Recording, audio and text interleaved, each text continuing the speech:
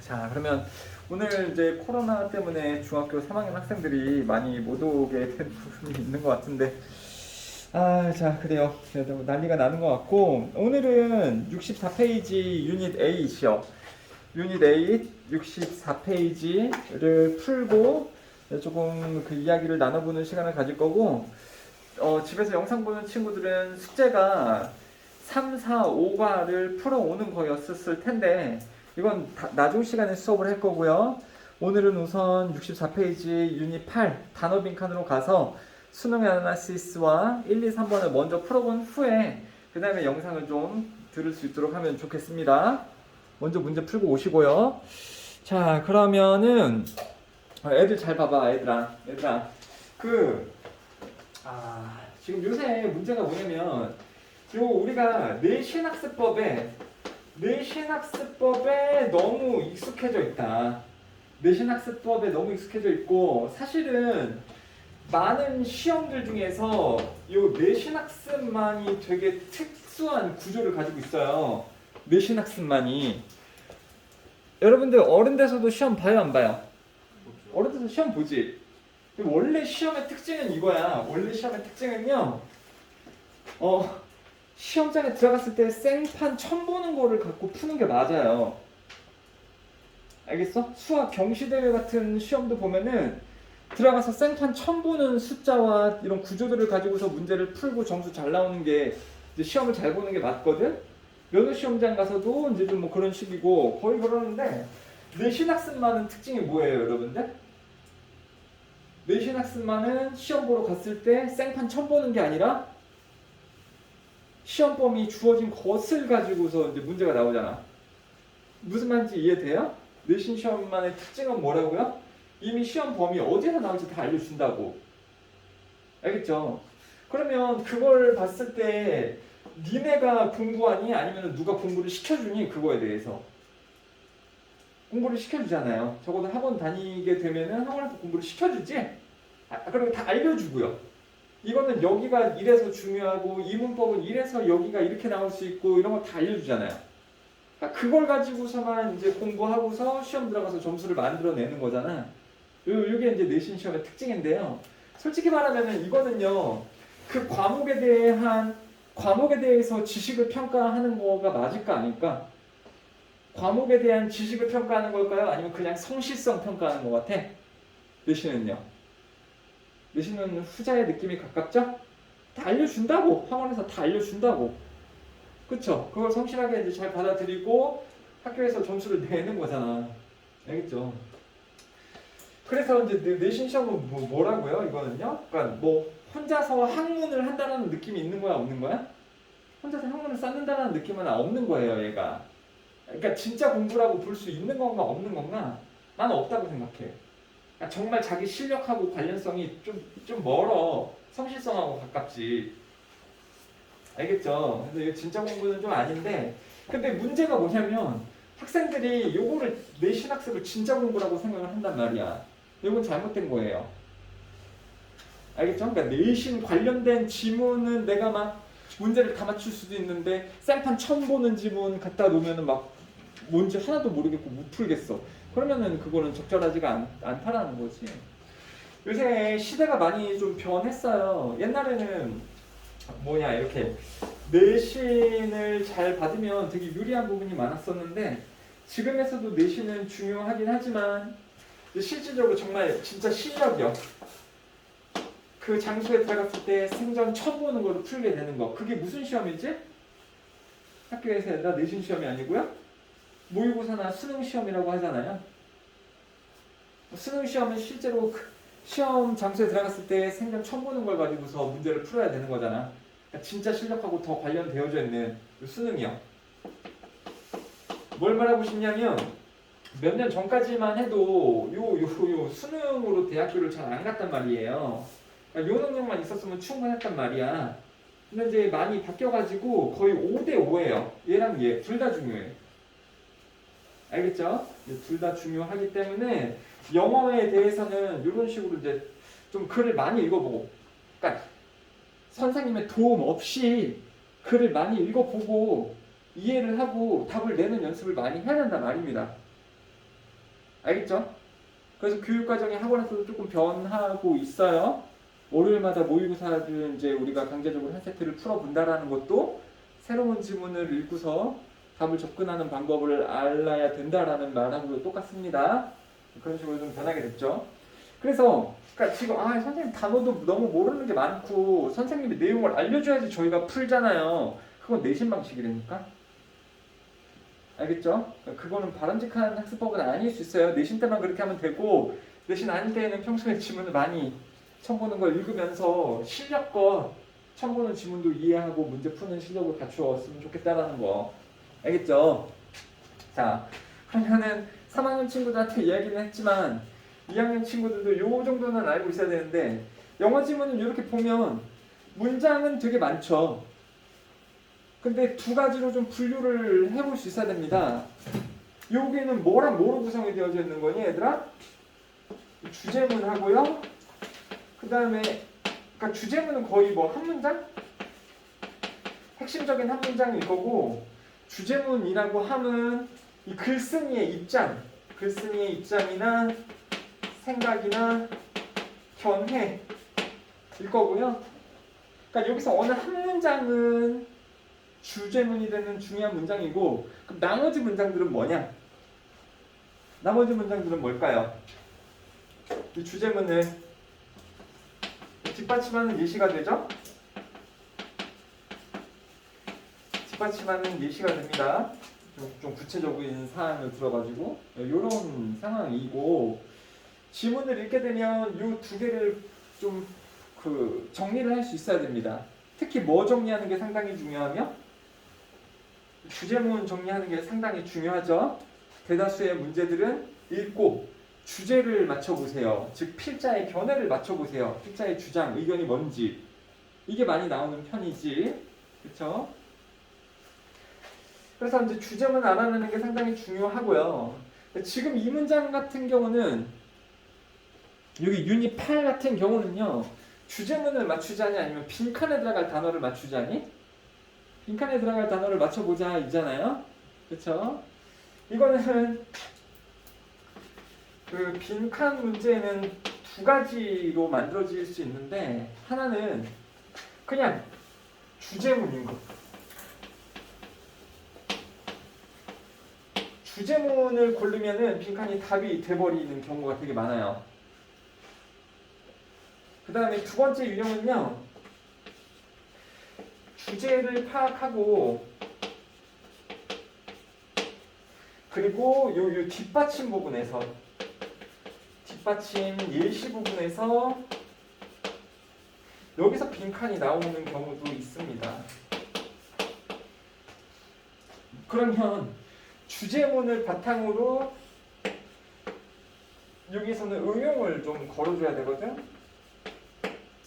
응용을 좀 해줘야 되는 거고 문제 유형상 이제 이 두 번째 유형이 조금 더 어렵다라고 보시면 돼요.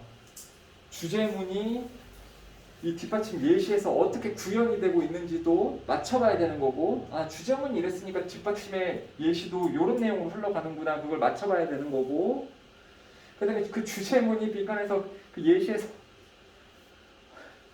어떻게 지금 깨워라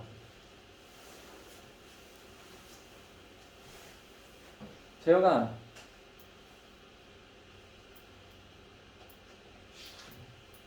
주제문을 파악하고 그 주제문이 예시에서 어떻게 드러나는지 좀 잘 매칭을 시켜보셔야 됩니다. 그리고 이제 요 정도가 진짜 영어야. 최근에 한 3년 정도의 트렌드가 요 모의고사나 수능이 많이 무시가 됐었기 때문에 뭔가 내신식으로 알려줬었거든요, 여러분들한테. 근데 이제 다시 수능이 부각이 되고 있기 때문에 수능식으로 모의고사식으로 우리가 조금 학습이 바뀌어야 돼요. 그거는 이제 이 생판 처음 보는 거 난이도 있는 지문을 많이 읽어보면서 생각하는 수업이 돼야 되는 거야. 보면 난이도가 높다라는 걸 알 수가 있어요. 일단 단어도 어렵죠? 2학년들한테는 특히 단어 되게 많이 어렵지? 그쵸? 그 다음에 또 중요한 건 뭐냐면 단어가 사실 한 단어를 사전에서 찾아보면 1, 2, 3, 4번 뜻 막 이렇게 여러 가지 있을 수도 있잖아. 그리고 우리가 단어 시험 볼 때에도 한 단어가 여러 가지 뜻을 가지는 경우가 있잖아요. 근데 어떻게 쓰면은 답에서 정답 처리가 되죠? 학원에서 시험 볼 때? 제 첫 번째 단어 쓰면 동그라미 처리가 되잖아. 근데 사실은 단어가 그렇게 꼭 1번 뜻으로만 쓰이라는 법은 없잖아요. 그래서 2, 3, 4번 뜻도 다 알고 있어야 되고 그렇습니다. 문맥의 의역에 따라서 의미가 좀 바뀌는 경우도 있고 이런 것들까지 잘 챙기셔야 되는 거. 그리고 제일 주의해야 될 거는 뭐냐면 사실 이거는 배우는 게 아니야. 이게 꼭 내신식인 것 같은데 여러분 엠파티가 뭔지 알아요? 엠파티가 모를 수도 있지. 그럼 잘 봐봐. 선생님이 얘들아 엠파티는 공감이라는 뜻이야. 그럼 니네가 어떻게 하겠어? 막 받아 쓰겠죠. 그쵸? 그리고 집에 가서 얘를 안 봐. 그러면 이건 공부한 거예요? 안 한 거예요? 안 한 거지. 그러면 나중에 엠파티 나오면 또 모를 거 아닙니까? 그러니까 우리는 앞으로 방향성이 이 새로운 글들, 뭐 선생님한테 의존해서 배우고 나서 문제 푼다 개념이 아니라 처음 보는 글들을 읽고서 문제를 풀어야 되기 때문에 당연히 또 처음 보는 단어들 많이 나올 수 있단 말이야.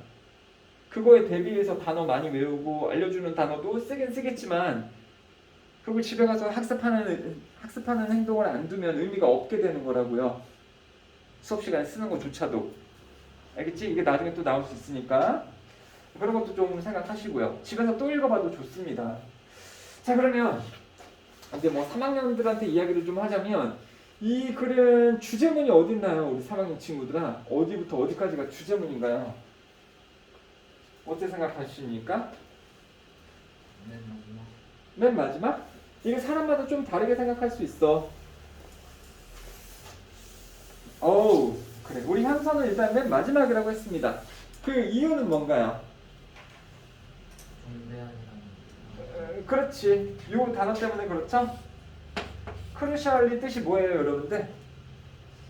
중요하다라는 거잖아. 이 글을 쓴 사람이 요거 하는 것은 중요하대. 이 글 쓴 사람이 뭐뭐 하는 것은 중요하대요. 그럼 당연히 이 글 쓴 사람의 입장에 들어가져 있는 부분 아니야? 그래요? 여기는 위치가 아니고 대시 되긴 합니다만 그래서 가주어, 진주어로서 자, it is crucial for their development. 그들의 발전에 있어서 중요하다. that 뭐 하는 것이 중요해요? Kids at early ages 어린 나이의 아이들이 have many opportunities 기회를 많이 가져. 그게 중요하대. 근데 뭐 할 기회예요? 그렇죠. 선택을 해보는. 그리고 learn from them. 그것으로부터 배우는. 그 경험을 아이들이 많이 가지는 게 중요하다라고 했어. 그럼 여기서 them은 뭘까요? 아이들이 선택들을 하고 그 다음에 그것들로부터 배워. 이 them이 누군가요? 준영아, 일어서. 자, 요거 초이시스 얘기하는 거 맞죠? 그치 얘들아? 주제문을 정리하자면 뭡니까? 아이들에게 뭐가 중요하다고? 뭐를 많이 해보는 게 중요하다? 아니 일어서라고. 일어서. 옆으로 빠졌어. 아니 네가 괜찮은 게 아니라 내가 일어서라고 하잖아. 이거는 얘기했다시피 눈에 보이는 거 얘기하는 게 아니기 때문에 지적 그걸 안 맞추면 재미가 더럽게 없다니까. 잘 따라오려고 노력하셔야 되고요. 눈에 보이는 게 아니니까. 아이들이 뭘 그럼 네가 얘기해봐. 아이들이 뭘 하는 게 중요하다고? 잘했어. 아이들이 선택들을 많이 해보는 게 중요하다. 잘했어. 주제문이 이거죠. 이 정도는 다 정리가 되죠? 얘들아? 그리고 첫 문장에도 뭐라고 나왔습니까? Choices at the speed of human experience at any age. 여기서도 뭐라고 나오고 있어? 결정은 어쩌고 저쩌다라고 나오고 있죠. 여기서 아이들이 결정, 선택하는 거 중요하다며. 코어는 뭔가요, 여러분들? 코어. 코어는 중심, 핵심이야. 그리고 단어가 이런 식으로 두 개가 주어졌으면 서로 반대말입니다. 그럼 얘는 핵심이면 얘는 당연히 뭘까요? 핵심 아님 이렇게 되겠죠. 원래 margin의 뜻은 여백이거든. 여백. 근데 선택은 핵심입니다. 여백입니다. 그럼 되게 이상한 말 되는 거지. 여기는 핵심 아닌 거 이런 뜻입니다. 그럼 여기서는 답이 뭐가 맞을까요? 답 뭐가 맞니? 코어가 맞아요. 잘했어. 선택은 되게 핵심입니다. 그리고 이제 답으로 조금 넘어가 볼게요. opportunity가 뭐니? 기회죠. 뭐 할 기회예요? 선택을 해볼 수 있는 기회는 특히 기회는 증가합니다. 나이와 함께 그리고 경험과 함께. 무슨 말이에요? 나이와 함께 경험과 함께 선택이 증가한다는 게 나이가 들면 들수록 더 선택하는 경험을 많이 해본다는 거죠? 너네도 그거는 느끼지 얘들아? 어렸을 때는 막 옷도 니네 맘대로 못 입지 않았어? 부모님이 꺼내주는 옷 입고 그냥 학교 가지 않았어요? 근데 나이가 더 들면 들수록 옷도 입고 싶은 거 입어보고, 그치? 지하철도 타보고 버스도 타보면서 가고 싶은 것도 다 가보고 그러잖아. 무슨 말인지 알겠죠? 나이가 들수록 선택을 더 많이 하게 됩니다. 그렇대요. 아이가. 그래서 그 전체적인 뭐는 gives away 합니다. gives away 합니다. 자, 인펜트가 뭔가요? 그쵸? 유아의 그거는 gives away 합니다. gives away 합니다. gives away 뜻이 뭔지 아는 사람? 포기하다, 없어지다, 양보하다 이런 뜻이에요. 없어지다.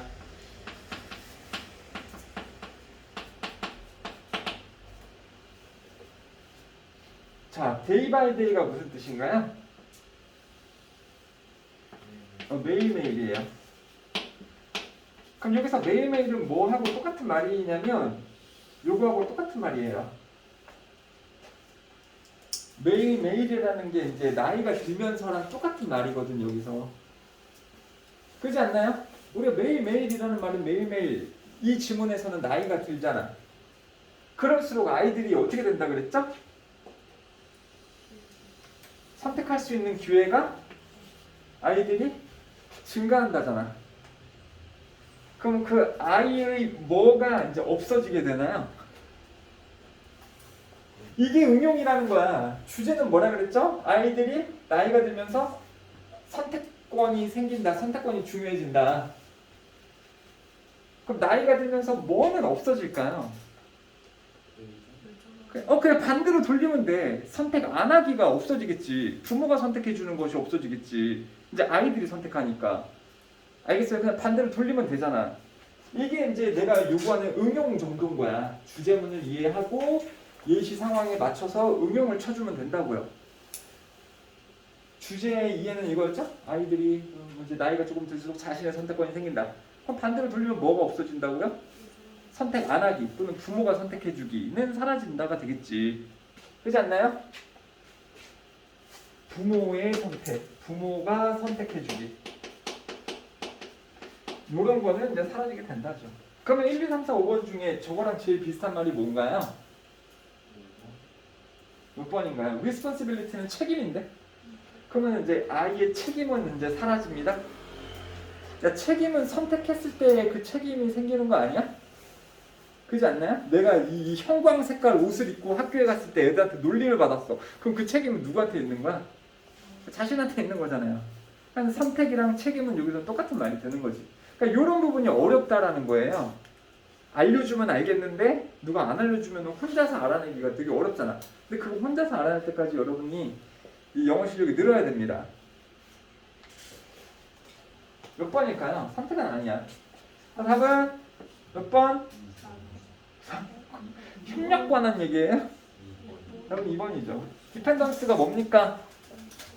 의존이지. 자, 의존이라 그러니까 한글을 선생님이 맨날 알려주는 이유도 그겁니다. 의존이라는 게 뭐예요? 선택을 누가 하겠다라는 거야? 그치, 타인에게 맡기겠다라는 거잖아. 의존이라는 것은 선택을 타인이 해준다는 거야, 내가 하는 게 아니라. 그쵸? 그래서 그 어렸을 때 유아, 아기 때 가지고 있었던 타인이 선택해주는 것, 즉 부모가 선택해줌은 이제 나이가 들면서 사라지게 됩니다. 그러면서 본인이 선택하게 됩니다. 알겠죠? 이게 몇 학년 수준의 영어 글이라고요? 고등학교? 요거 1학년 거야. 요거 1학년 책이에요. 고1 책. 중3하고 난이도가 차이가 어때? 많이 나죠.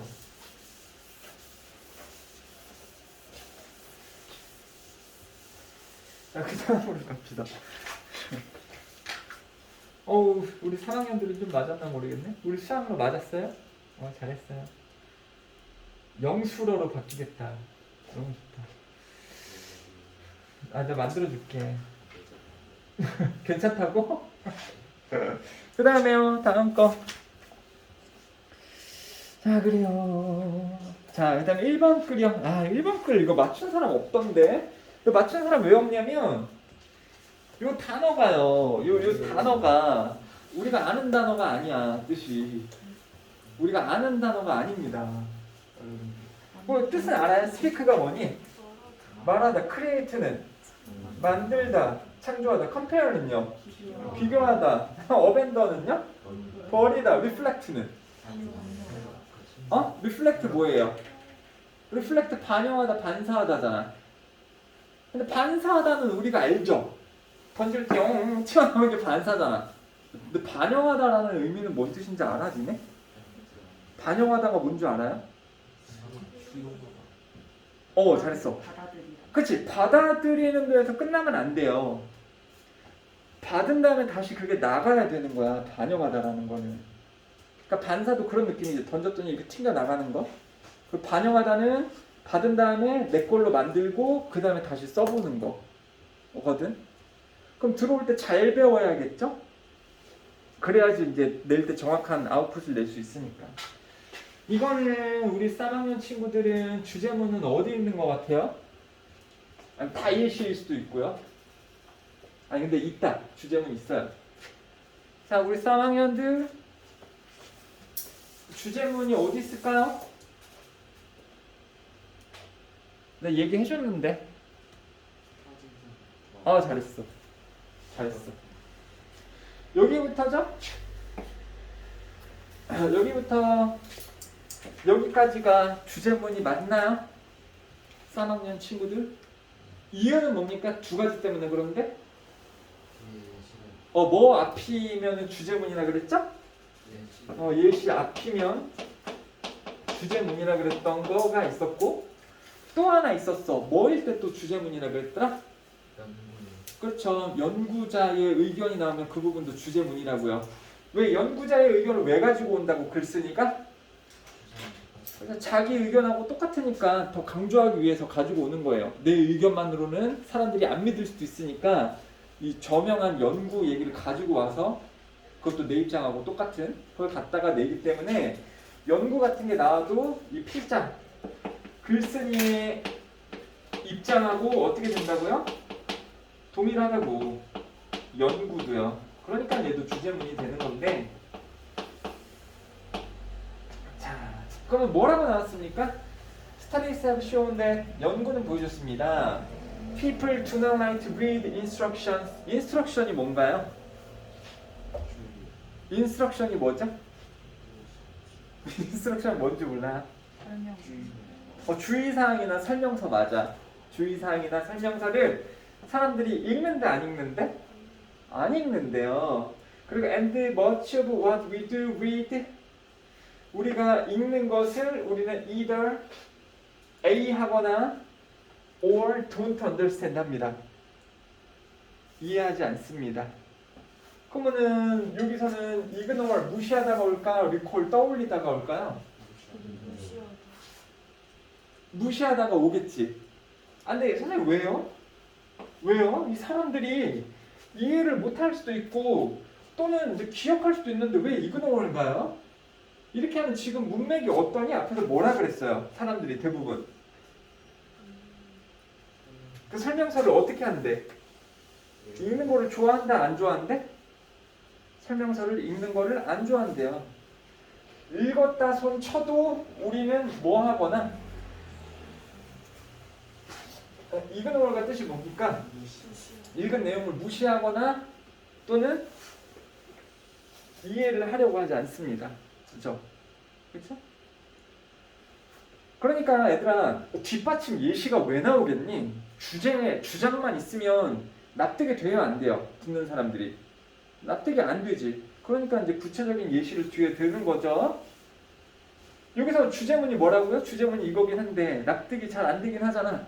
사람들은 대번 설명서를 어떻게 한대? 읽는 것을 안 좋아한대요. 읽어도 그 내용을 무시하거나 이해를 안 한대. 그럼 잘 납득이 안 되니까 예시를 이제 주고 있는 거죠. 근데 재밌는 게 뭐냐면 예시 읽어봤자 무슨 내용이니? 예시 읽어봤자 무슨 내용이에요? 사람들이 설명서를 읽어야 되는 상황에서도 잘 읽어 안 읽어? 안 읽어. 그리고 읽었어도 내용 이해를 잘 해요? 아니면 좀 잘 까먹어? 잘 까먹지. 그 내용만 나올 거 아닙니까?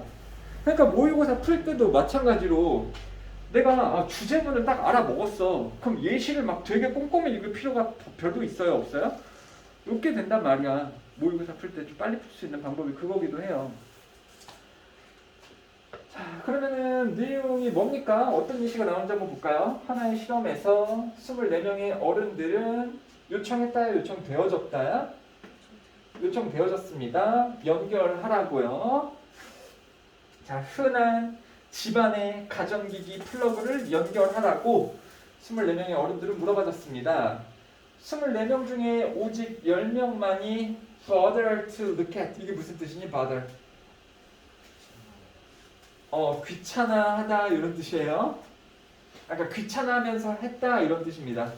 24명 중에 10명만이 귀찮아하면서 읽었습니다. and those 10, 그 10명 중에서도 7명만이 그 설명서를 컨설트하다, 프로바이드하다 뭐가 맞을까요? 근데 컨설트 뜻은 알아? 상담하다거든요. 상담하다. 근데 사람하고는 상담하지만은 설명서를 상담하다라는 건 뭘까요? 얘네가 만약에 나랑 뭔가를 상담을 한다라고 쳐봐. 그러면 왜 하죠? 뭘 얻기 위해서 하는 거 아니야? 그쵸? 정보를 얻기 위해서 하는 거 아닙니까?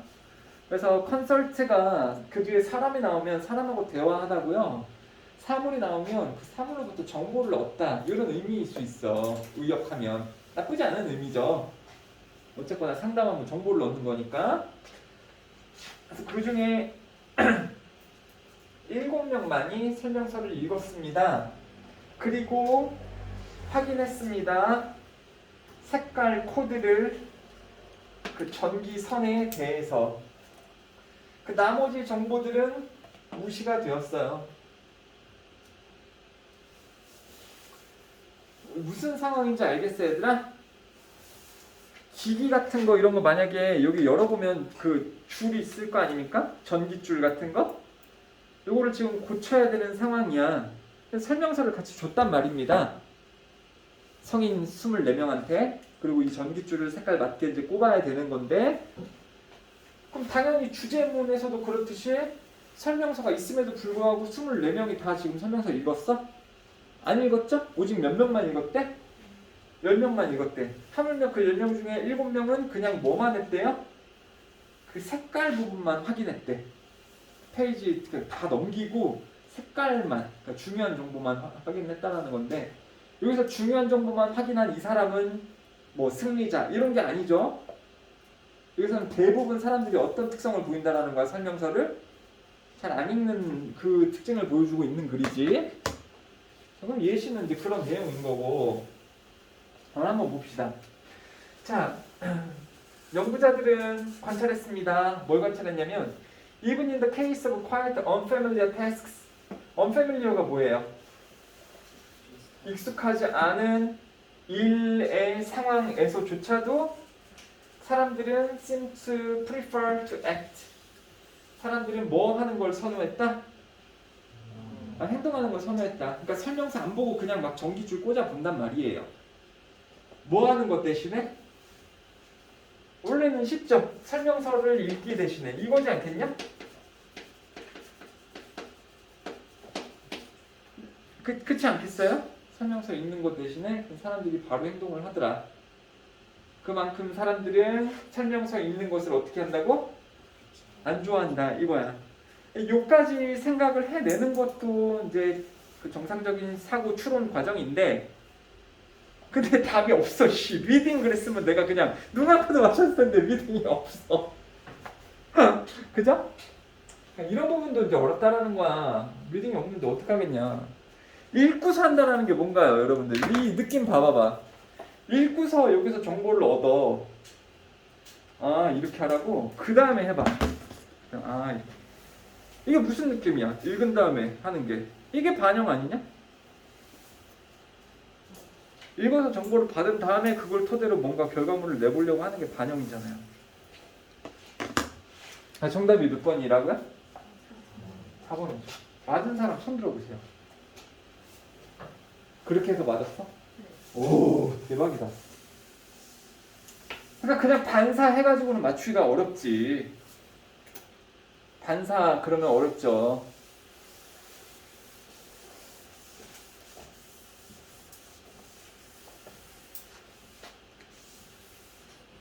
아, 근데 이게 참 컴페어를 쓰는 경우도 있는데, 컴페어도 내가 보기엔 나쁘진 않은 것 같아. 컴페어도 맞다고 해주세요.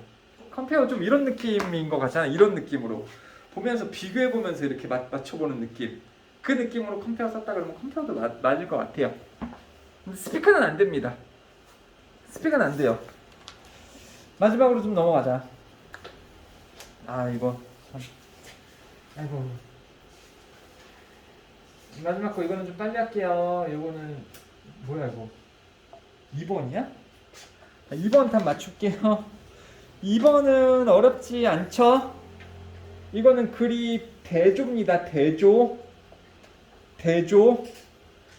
아들아, 나 좀 봐봐봐. 대조라는 게 있어. 대조요. 대조는 일단 뭐 비교라는 애도 있지만 대조가 되게 많이 나오는데, 야, 대조를 혼자 대조하니? 객체가 적어도 몇 개 나와야 되죠? 2개 나옵니다. 그리고 대조가 될 수 있는 대상들끼리 나와요. 대조가 될 수 있는 대상. 가령 남자의 대조 대상은 누굴까요? 여자일 수 있는 거고, 학생의 대조 대상은 누굴까요? 부모님일 수도 있고 선생님일 수도 있단 말이야. 그럼 현재의 대조 대상은 누굴까요? 현재 우리는 이렇게 삽니다. 하지만 그렇지, 과거일 수 있어. 뭐 미래일 수도 있지만은. 알겠죠? 대조 대상인데 웃긴 게 뭐냐면 A에 대해서 설명을 해줘요. 그러니까 A의 특징을 잡을 수 있어. 글을 읽어보면 A에 대해서 딱 설명을 해줘요. 그 다음에 이제 대조군인 B가 딱 나오면 그냥 얘의 반대 특징이죠. 무슨 말인지 알아, 얘들아? 그러니까 뭔 소리냐면 여자들은 부모님 말씀을 잘 듣습니다. 여자들은 부모님 말씀을 잘 듣습니다. 반면에 남자들은 1번 힘이 세다, 2번 운동을 잘한다, 3번 요리를 가끔 잘하기도 하다, 4번 부모님 말씀을 안 듣는다. 몇 번일까요? 4번이죠. 그렇게 대조일 때는 하나의 특징이 잡혀지면 그 나머지 대상은 이 특징의 그냥 반대 특징이 답이 된단 말이에요. 알겠죠? 여기서도 누구랑 누구의 대조가 나오니까 동물 새끼들하고 또 누구요? 사람의 특징이 나오죠? 그러면서 누구의 정보를 먼저 줬어요? 동물의 정보를 먼저 줬죠. 얘네들은 집 만들 때 맨날 뭐 하대? 얘네들은 집을 만들 때 맨날 똑같대요. 옛날에도 똑같았고 지금도 똑같고 미래도 똑같을 거다. 그러니까 얘네들은 집 만들 때 특성이 뭐라고요? 집을 지을 때 특성은 같음이지. 동물은요. 그럼 대조가 되는 인간은요. 당연히 딴소리 하나요? 뭐 음식을 더 잘 먹는다, 막 서로 가끔 싸워서 서로 죽이기도 한다, 이런 얘기 나올 수가 없다고. 또 얘네도 맨날 뭐 하는 얘기밖에 안 나와요. 집 짓는 내용 나오죠. 근데 대조다 보니까는 같아 달라? 옛날에 지었던 집, 오늘 지을 집, 미래 지을 집이 같아요, 달라요? 그쵸? 다름 나오지. 알겠어요? 이런 글의 흐름을 좀 볼 줄 알아야 돼. 이거는 주제문 얘기하고 뒷받침하는 구조랑 좀 다른 글이에요. 대조하는 글의 양식은. 알겠죠? 이런 글의 양식도 있구나. 대조구나. 그럼 하나의 특징을 잘 받으면 얘를 그냥 반대로 돌리면 되겠다. 동물들은 똑같고 동물들은 이렇게 똑같고 인간들은 어떻게 해야 된대? 이게 인간의 특징이다라고 하면 빈칸이 뭘까요? 다름, 달라짐. 이치에 달라. 미안해. 자, 그 달라짐을 받는 말이 뭘까요? 체인지 쓰면 되죠. 체인지 쓰면 되죠. 이렇게 하고 그 다음에 3번은요. 3번은 맞추는 사람이 없기 때문에 요거는 다음 시간부터 설명 좀 드릴 거고 일단 숙제 나갑니다. 숙제요. 숙제는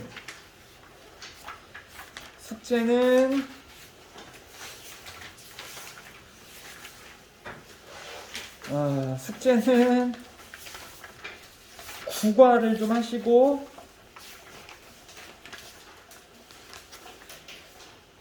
7과도 하세요. 7, 8, 9 7, 9 유닛 7, 9가 숙제입니다. 유닛 7, 9 수행평가나 뭐 밑에 있는 거 이런 건 안 해도 돼요.